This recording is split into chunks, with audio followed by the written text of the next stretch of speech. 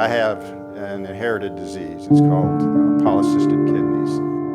I got diagnosed when I was in law school back in the 70s. You know, I've known that at some point my kidneys were going to fail.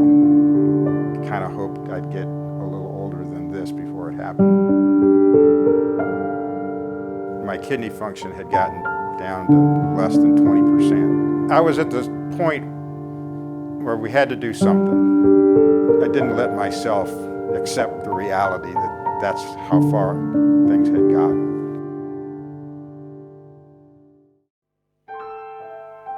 We knew from the time he was in his 20s that he was going to someday need a transplant. When he told me that it was time for the transplant, I was scared. I knew our lives were going to be changed forever. When I got on the transplant list, I mean, they tell you to do whatever you can to let people know. And I'm pretty private about that kind of stuff, so I didn't like that idea. But I just started telling friends that I was on the list, and that's really all I said. And I was kind of amazed at the reaction.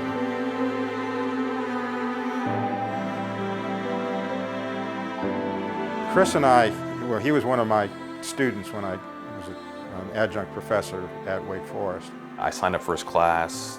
He was a great professor. Students loved him. He was fun to be around. He brought a real practical aspect of practicing law into the classroom, which we didn't get a lot in law school.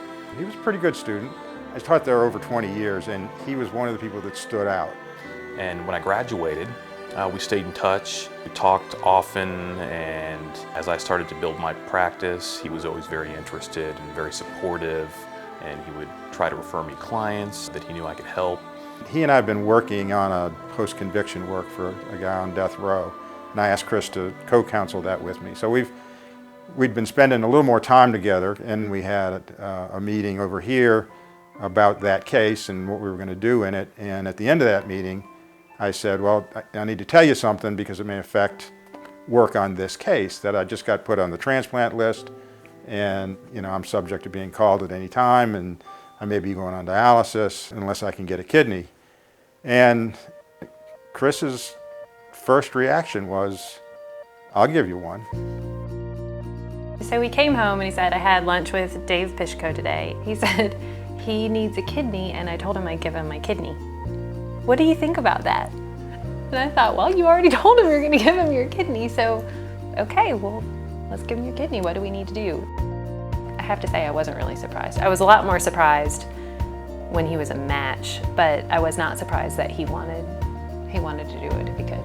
I was just blown away. I mean, I just couldn't imagine anybody being willing to do that.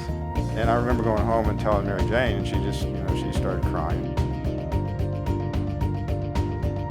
You know, I mean, what Chris has done, I mean, you know, when I step back and look at it, and I love lawyers and I love trial lawyers, and I think, you know, he did what we do. I mean, you see somebody who's got a serious problem and you do what you can to help them. And this was obviously way beyond what we normally do, but you know, he's a criminal defense lawyer. He sees people in desperate situations every day, and his instinct is to dive in and see what he can do to help them out of that fix. And you know, that was his immediate instinct.